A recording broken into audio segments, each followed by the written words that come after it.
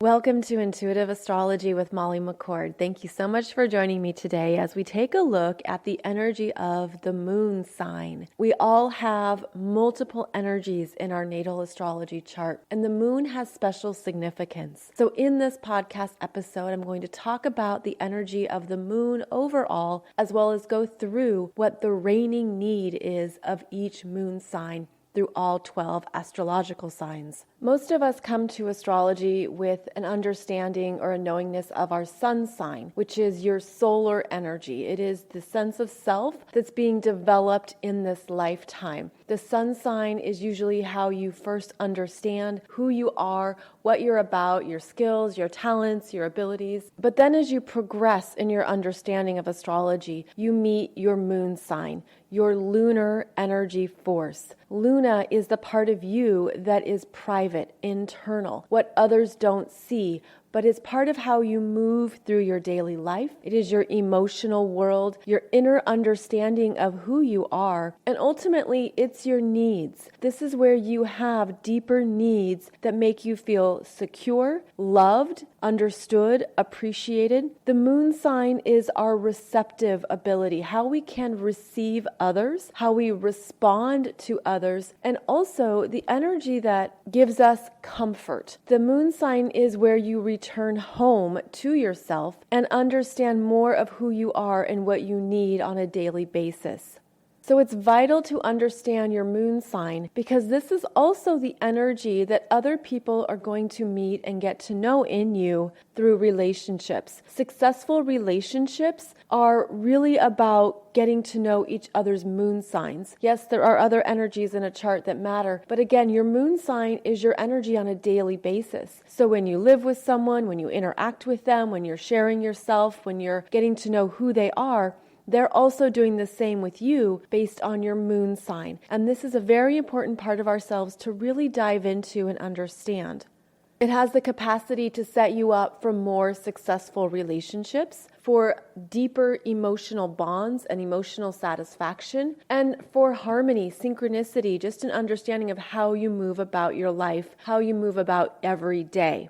The moon sign also relates to the energy of your mother, whether it is your biological mother or someone who was a mother figure in your life. It is the part of the chart that describes what her emotional experience was of you when you arrived, when you came through her body and you were birthed. The moon sign is a demonstration of the energy at that exact moment of time. That's also why in astrology we need exact birth times for an accurate chart. Because the moon changes signs so frequently every 2.5 to 3 days, it moves through each day rather quickly. And so when you have the exact birth time, we can know more specifics about your arrival onto this planet, your mother's experience of your arrival, and actually what that imprinted in you. The emotional imprint that you arrived with speaks through your moon sign. And it's not simply your moon sign, it is the house location of the moon. And a few weeks ago, I did a show for you about the 12 astrological houses. So once you understand your moon sign, then you can listen to that show and listen to the house that your moon is located in. And this is the environment where your feelings really come alive. These two components of your moon sign and whatever house your moon is in are going to put together some vital pieces for you about who you are, your experiences of yourself, and more of what you need in your life.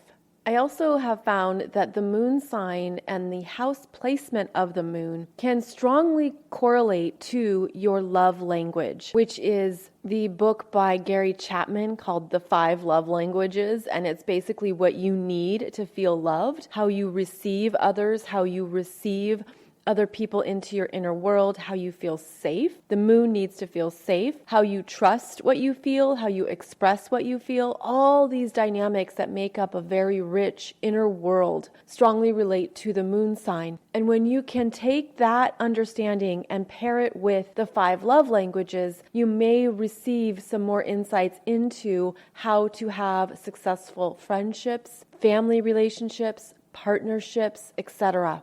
We typically think of the sun as the masculine energies and the moon as the feminine energies. Now, this can be reversed in a chart, where you can have your sun sign in a feminine astrological sign, and you could have your moon sign in a masculine astrology sign. But the understanding here is how these two parts of yourself ultimately work together, how they have a harmony that you can work with or create. And this is where astrology becomes very specific, because you could have been born with any type of combination between the sun and the moon.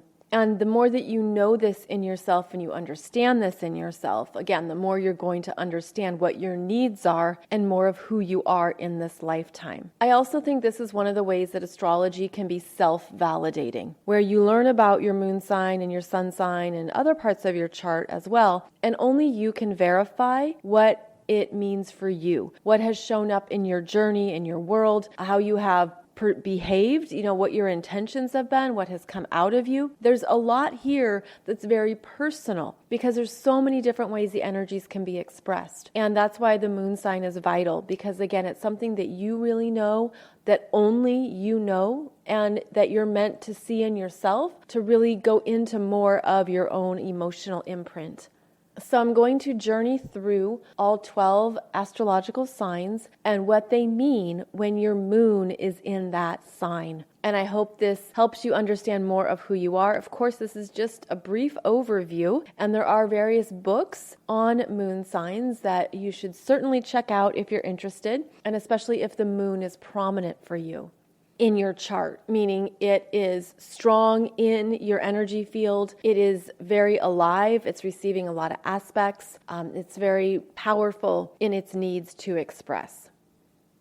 So the moon in Aries. The moon in Aries is very dynamic. Aries is a fire sign and it likes to go first. And so this can be a moon that is very active on a daily basis, very inspired, ready to go. And it can be unconsciously desiring to be the best, to be number one. This is a competitive moon. This is a moon where you could have very strong reactions. You could flare up in anger. You could also be limited in only understanding something from your own perspective. The moon in Aries needs a way to move energy every day, whether that's through exercise or something physical, because that Aries energy is motivated. It's ready to go. It has a lot of energy. And the moon sign tends to want to do something daily. So the moon in Aries is looking for a way to be inspired and motivated to lead. You do have to watch out for being too self-centered, for not hearing or understanding other people and what they need. The moon in Aries can be very self-focused and only be thinking about itself. So this is where you want to be aware of that in yourself and stay open to what others may want and what others may need. And all of these qualities can relate to the mother or the mother-maternal relationship, where your mother is very dynamic. She's a leader. She was first to do something in the family, first to do something in her life, perhaps very independent. So all of these qualities can describe not only you, but can relate to your experience of your mother. Ultimately, that moon in Aries needs a way to improve itself on a daily basis and to not turn that energy towards others so that it's not combative or competitive unnecessarily. The moon in Taurus is very grounded and is looking for security. It's looking for what it can count on a daily basis. This moon sign may really enjoy daily routines, daily comforts, a set pattern and way of going about their day that they can organize and appreciate what they have. The moon in Taurus is typically concerned with how to feel calm, how to be surrounded by beauty, how to have a peaceful experience. This is an energy too of self-reliance, perhaps needing your own time, your own space, needing to do something your own way every day. The moon in Taurus will look at financial matters seriously. It wants to know how much money's in the bank, what am I investing in, where are things at, because all of this relates to that sense of security. But ultimately, the moon in Taurus is moving away from any type of materialism or possessiveness and moving into an inner security. The sense that no matter what happens in life, I have the resources I need to handle it. And I know that I'm worth this. I know that I have everything I need within me. And there is a maturity that happens with the moon in Taurus, where you understand what supports you naturally and that you don't have to resist the changes of life. Again, this energy can relate to your mother. It can relate to the experiences you had of your mother when you were younger. And it can certainly relate to some generational patterns in your family as well. The moon in Gemini is very curious. A talkative expression is needed. This is actually the energy of an active mind on a daily basis. The moon in Gemini wants to learn, wants to understand, wants information. This can be a very busy moon, very much about let's go do this, let's get out into the world. I need something to think about, to focus on, to talk about. So it's a very active, dynamic energy. Because Gemini is an air sign, being able to communicate how you feel and communicate your thoughts regularly is vital. And that may feel easier when you're around somebody, but it's also a good exercise to just get that energy out, whether it's through a diary, a journal, speaking to yourself, doing anything expressive to move the thoughts. Because if the energy doesn't move, that moon in Gemini can really spin in anxiety, too much going on, too much stimuli, a nervousness. There can be a nervousness when that energy is not released. So the moon in Gemini does need energy to move. It is a fast-moving energy, and the moon in Gemini is very smart. It understands things quickly. It's a fast learner, and it wants to keep taking in specifics, details, information to keep learning. So there's a need for mental stimulation as well as expression. The moon in Gemini may be incredibly social, may want to interact regularly with peers, schoolmates, classmates, siblings, people you see on a daily basis. There can be a natural affinity to connect with people, a lot of social media energy too around the moon in Gemini. You'll want to be aware of how you're spending your energy every day, if it's useful or if it's just draining you. Because the energy can move fast and it wants to be seeking and understanding, there can be a lot of wasted time too, because you're just following every breadcrumb or going down these rabbit holes without understanding what's really worth your time. And also to get into your heart more, to move the energy from your head into your heart, you may need to talk and express and read how you feel. Speak how you feel. Make sure that you're allowing that movement to occur, because simply hearing yourself or reading what you feel is going to help you tune in to energies and messages that the mind might have a hard time getting to at first. So you really want to work on that dynamic between the head and the heart.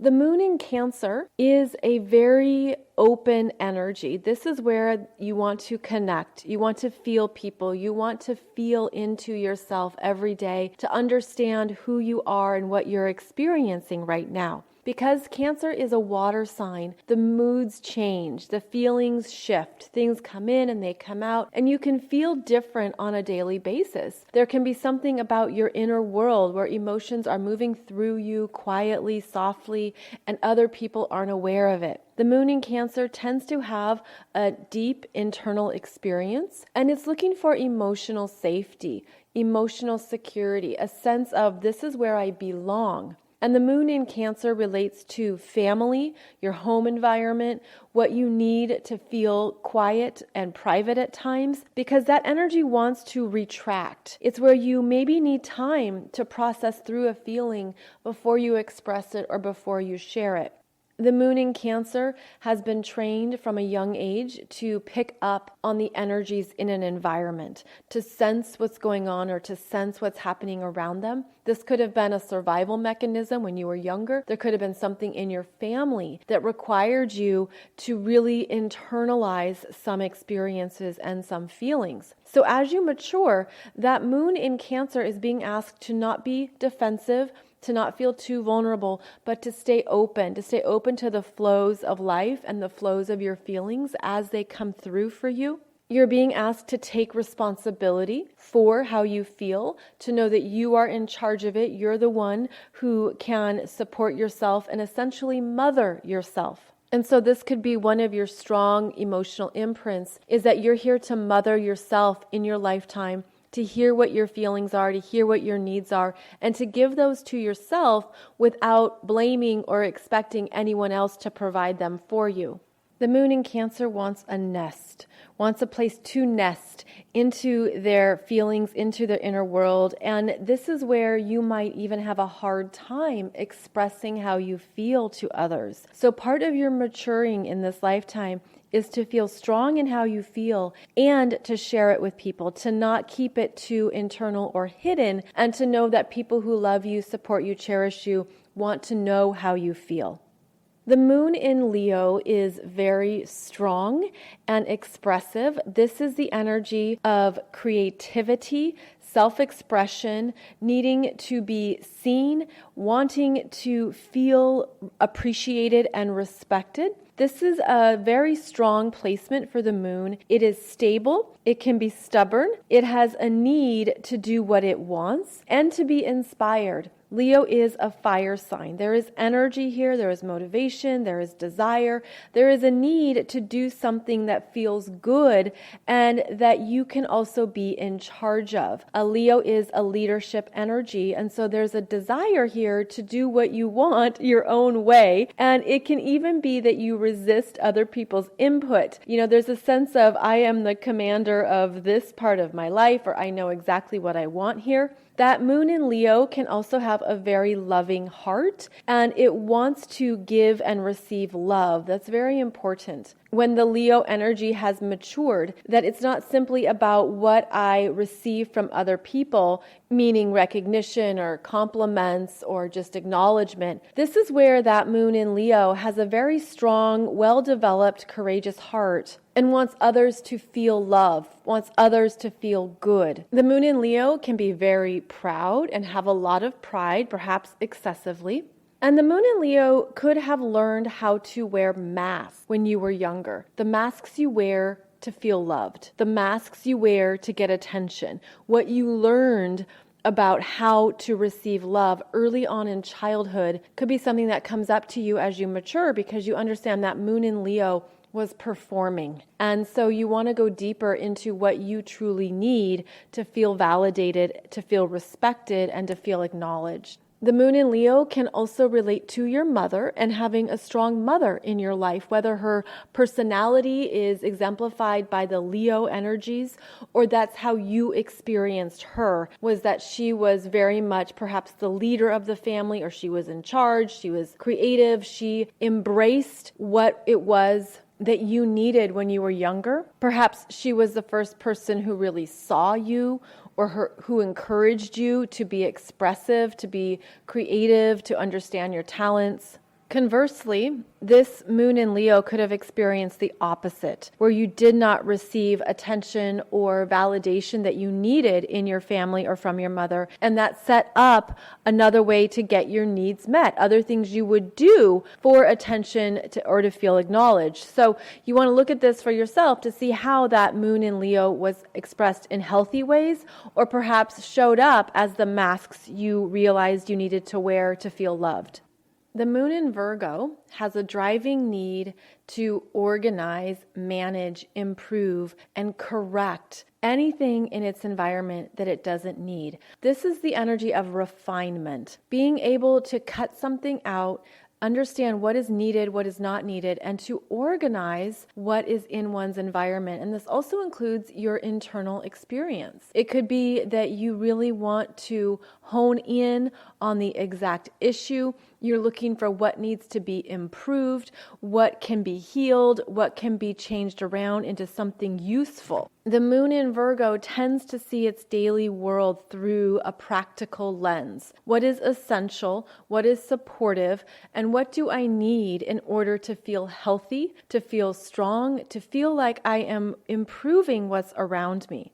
Sometimes this energy can be too focused on what's wrong. It can be really in its own head about what needs to be improved, if something is good enough, if it's exact enough, if there is enough knowledge or understanding of what can be done. This is an earth sign that wants to approach life through the results that come in. What can be sustained? What is necessary? What can I do on a daily basis to take care of myself And how am I going to show up on a daily basis to honor those needs? The moon in Virgo is about self-care, healing, understanding the body, working with the body's energy needs, and listening to what messages are coming through.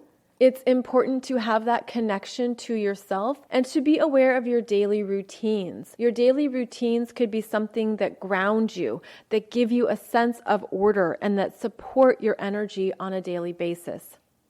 This moon sign does need to be aware of being too critical or too exact, of expecting perfection or expecting precision when we can be messy, when things can unfold in multiple ways, and that it doesn't always have to look a certain way to be useful. However, you maybe absorbed some of these messages from your mother, where your mother could exemplify these moon and Virgo qualities in your experience with her, and you could have felt that you needed to be a certain way in order to be loved. And this would have been your first emotional imprint from your mother, who maybe had exact expectations of you. The moon in Virgo does need to find joy in its daily life, needs to have something that is satisfying that you do every day, whether that is small and orderly or the work you do in the world, what you offer, what you can improve, what you can do for others that really brings about that feeling of satisfaction and usefulness. The moon in Virgo is very smart. It has the ability to be very insightful and to see things in a new way and to get to the heart of what is needed. So make sure and use those strengths for yourself. Get to the heart of what you need on a daily basis to feel healthy, to feel of service, to feel empowered, and to know that you can use your mind and body together to feel supported energetically every day.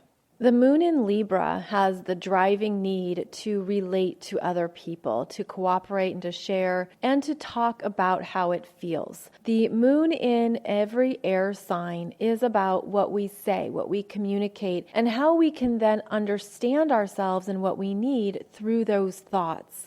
So the moon in Libra could have greater clarity about what it's feeling by talking it out, by discussing thoughts and feelings with someone else. And this could be very unconscious, where you're not even aware of what you're saying, and then it reminds you of what you need, what your impressions have been, and what you're feeling. The moon in Libra can be a people pleaser. It can be unaware of what it does to tend to other people's needs in order to sustain a relationship or to have a discussion. This is often a very balanced moon sign where it doesn't waver too much on the emotional spectrum. It wants time to be able to process thoughts, to process what's coming through, and then it can have a very clear understanding of what it needs once it's able to express how you're feeling. However, this moon sign can be too much in its own head and not drop down into the heart to really feel what's going on underneath the mind's activities. So with every air sign, you want to get out of the thoughts and go into listening, go into a receptive mode. And this could be a little bit trickier at first because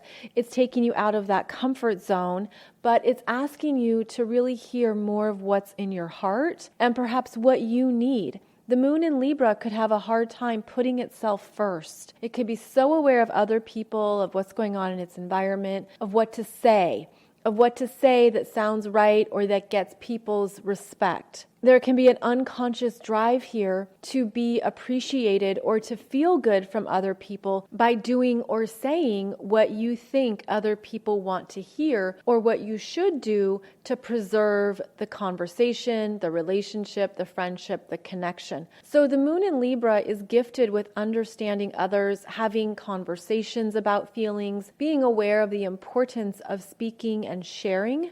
However, this moon sign also needs time alone to come back to itself and to hear what's really going on for you, and knowing that you are ultimately in charge of your own needs and that you don't want to project that onto others. Libra can unconsciously project what it wants onto other people, expecting them to fulfill those needs. Libra can also be unconsciously comparing. It is the energy of comparison where you can say, oh, this person has that, I want this. It can be a back and forth internal conversation that you're not aware of, and it can take you away from what you need and what is essential for you.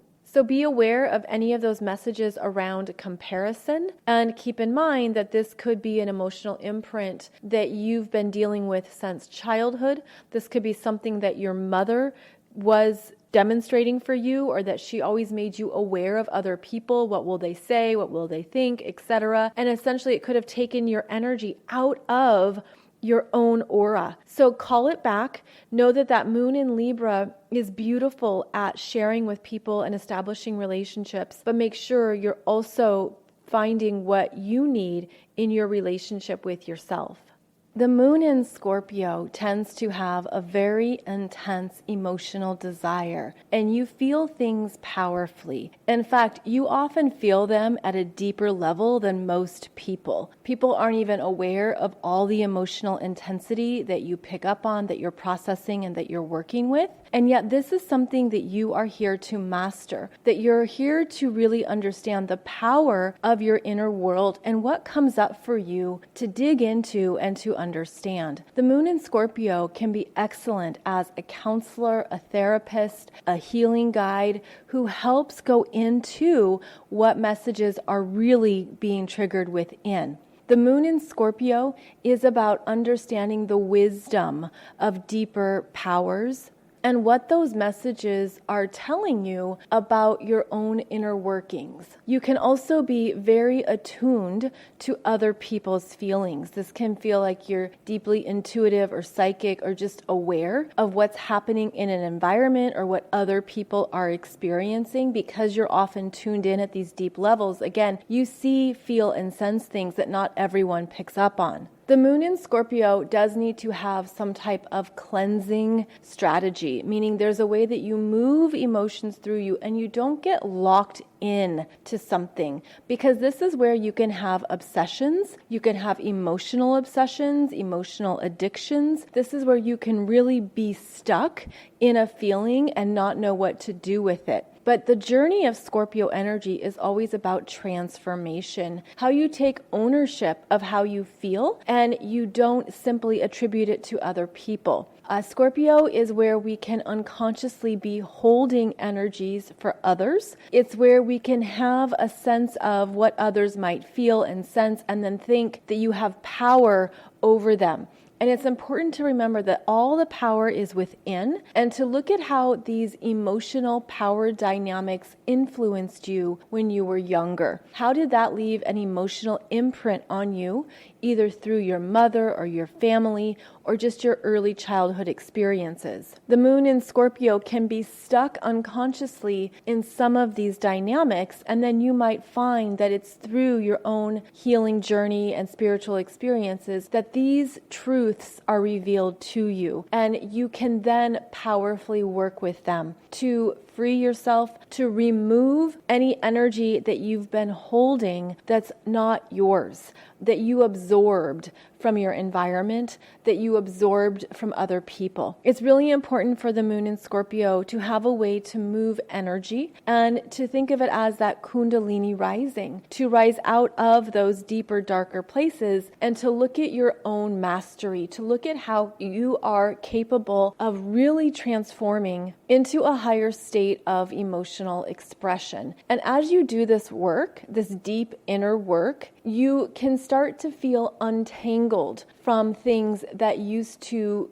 have a hold on you. And this is part of your growth where you do detach. You learn how to balance this powerful emotional world with other parts of your energy. So for example, you learn to balance with a sense of detachment and a sense of objectivity so that you're not pulled into something that can feel overwhelming or too intense. The Scorpio energy is here to basically be an emotional alchemizer. You use alchemy to take one thing and transform it into another. Next on our journey is the moon in Sagittarius. And this is a very positive, upbeat moon. This is a very energized and adventurous energy that shows up every day. Every day is an adventure. What can I do today? Where can I go? What can I learn? What can I understand? This is a fire sign that wants to explore and experience the world around it.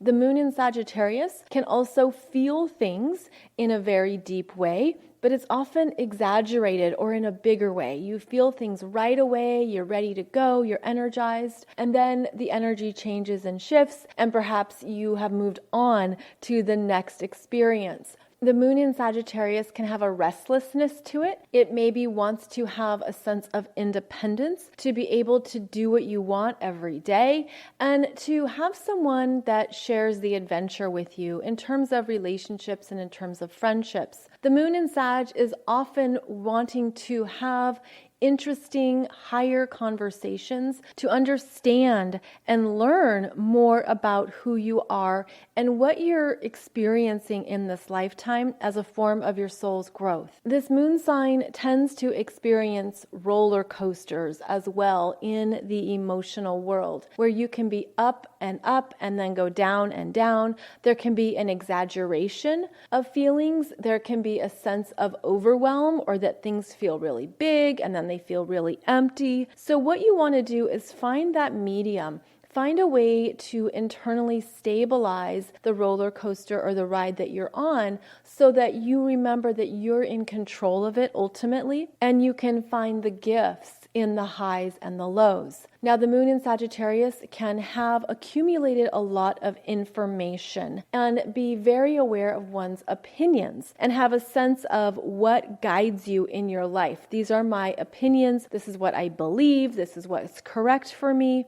But keep in mind that is only for yourself, and to look at how any energies of righteousness or being a know-it-all or having all the answers could be unconsciously working with you that other people sense and pick up. Ultimately, this moon in Sag is very inspired and wants to keep learning, but needs to stay open to differences, open to ways of moving through life that are going to be different than what you were taught. The moon in Sag could also have an early experience in childhood of religion, opinions, belief systems, and spirituality. You could have grown up in an environment where you were told what to believe and there was no other option. And this would have ingrained in you an understanding of right and wrong and the power of belief systems as well as the power of opinions. And so through your life, this is part of what you're maturing. You're on an exploration to look at, well, what does support me spiritually? What do I believe in? What is true for me, even if it's different than what my family,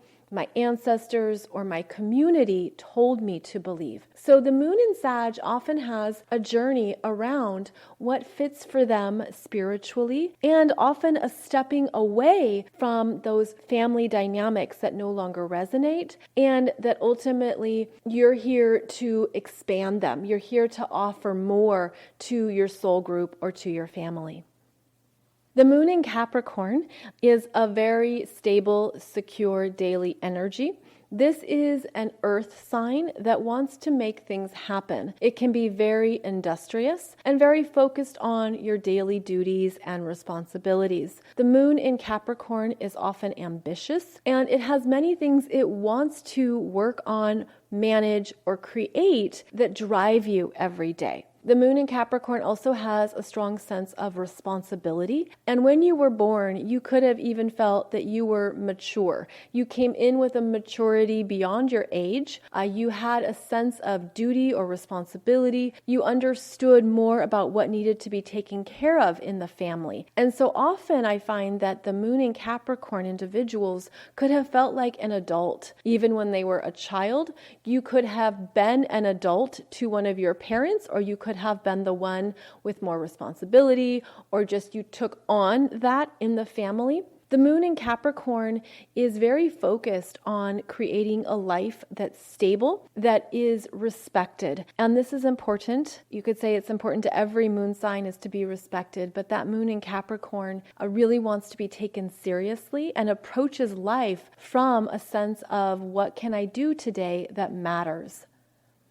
You may have even felt when you were younger that you had a sense of your purpose in the world, whether you were a young entrepreneur at 11 or you started business at a young age. There was a sense of who am I in the world and what am I doing every day to achieve these goals. Now, the moon in Capricorn can be very, very hard on themselves, and they can also be detached from what makes them truly happy. So the moon in Capricorn really needs to remember the joy in life and that it's not all about work or obligations or taking care of everything, that it's okay to focus on this responsibility to yourself, to your heart, and to your needs. The moon in Capricorn also can be detached from other people's emotional experiences because you don't have that same emotional lens. You don't always understand why someone would feel a certain way or what's coming up for them. So it's important to make sure that your heart is energetically open, that it's open to what you really feel. And this could show up in other areas of your natal astrology chart, but it could have been that you were not given an emotional experience that was nurturing when you were younger, and you learned that it wasn't okay to be that way. You had to just keep a straight face and tend to your chores. So you want to look back on some of your own emotional programming and any emotional needs that perhaps you didn't understand, you didn't hear, or you didn't acknowledge in yourself, but that are coming up for you now. Because we all have an emotional spectrum. We all have parts of ourselves that need to feel loved, to feel heard, to feel understood. And that moon in Capricorn can shut down those parts of itself. And then once you open them up and you tune into them, you also open up to more of your strength. The moon in Aquarius is very creative and dynamic.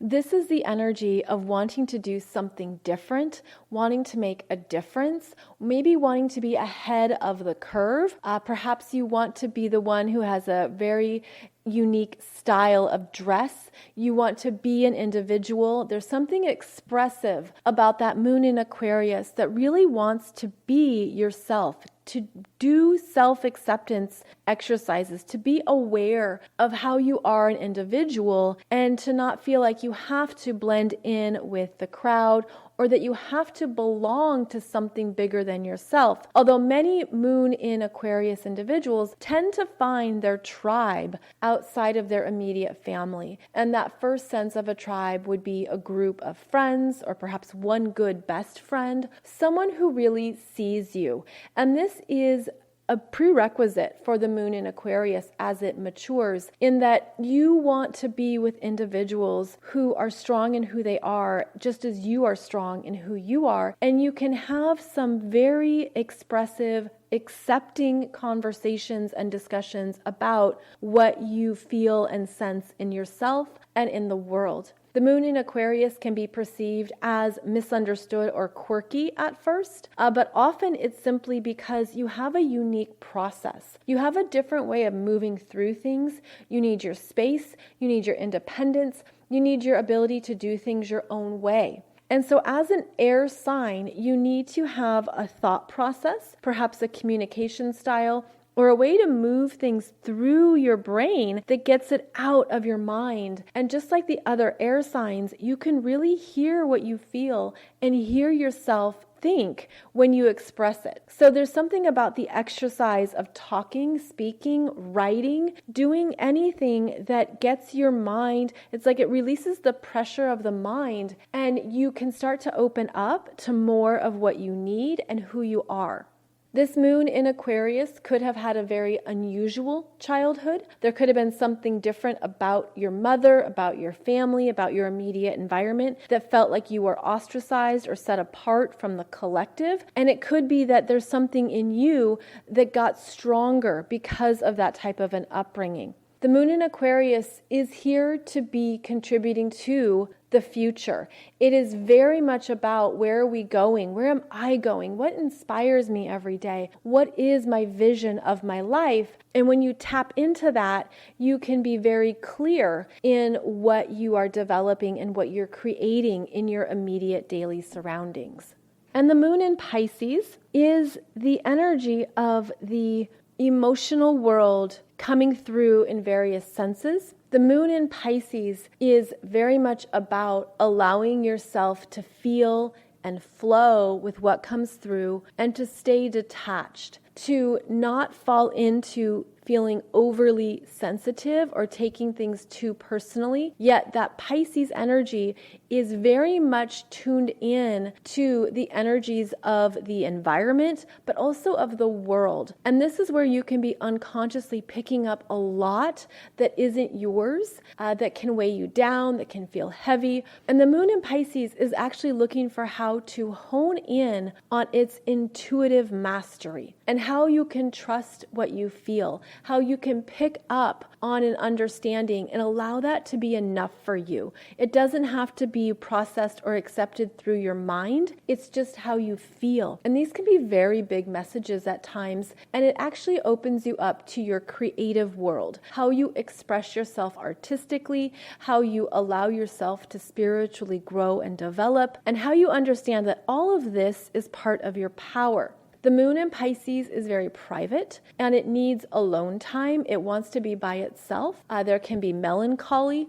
There can be feelings of disconnection and powerlessness at times. And this is just part of the emotional experience that runs through you. And as long as you don't overly identify with it, it can support you. It can help you as just part of the flows that you're picking up and part of how you run energy. The moon in Pisces can have a very intuitive experience with its family. It could have been that you saw things or sensed things when you were younger. It could have been that one of your family members even felt disappearing to you, that Pisces energy showed up as someone who wasn't there for you emotionally, someone who was not available, someone who you were disconnected from, and it probably triggered a sense of discouragement or a feeling of victimhood that started early on. And yet this was all an illusion. This was about bringing you back to spirit. So the moon in Pisces is here to connect to spiritual guidance, to go higher in your self-understanding, to practice compassion, to practice forgiveness, and to see that these might be big themes in your life, especially with your family members. As you mature, you then see the gifts of your intuitive messages. You learn to trust yourself. You understand what's coming through, and you have these gifts that you're able to work with every day. So that is an overview of all 12 astrological signs in each of the moon sign combinations. And please know that this is energy that is fluid, that's always working with you, and it's something that's going to be even stronger for you when the transiting moon is conjunct with your natal moon. So if your natal moon is in Gemini, every month, every 28 days or so, the transiting moon is in Gemini. It's conjunct your natal moon, and it's helping you tune in to these lunar energies that you carry. And I think that transiting moon comes around and brings a message to your natal moon. It checks in on your internal world. It asks you how you are doing, how you're caring for yourself, how you're feeling. And it can also be energizing. It can be that sense of you have a lot of energy when the transiting moon is in the same sign as your natal moon. So I hope this podcast episode resonated with you and brought you some deeper understandings into more of who you are, your emotional world, your feelings, your needs, and how you relate to other people, as well as the significance of your first emotional imprint when you entered your body and you became a human as you traveled through the experience of your mother's energy. So thank you so much for joining me for this podcast. I'll be back every Wednesday and Monday for a new episode. In the meantime, you can find out more at mollymccord.online. That's where I offer my current astrology programs and classes, as well as business development programs for those of you who are here to really follow your soul work in the world. Thank you so much for joining me, and I will see you back here soon.